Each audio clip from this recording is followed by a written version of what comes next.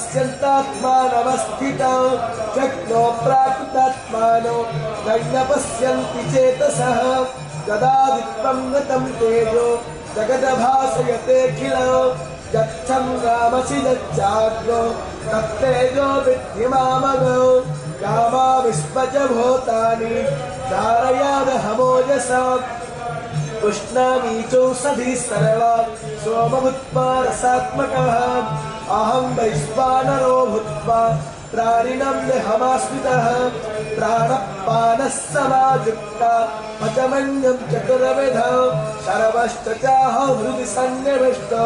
मतस्पतिज्ञानपपोहनं च वेदैश्च सर्वैरहमेव विद्यो वेदान्तकृतवेदविदेद चाहो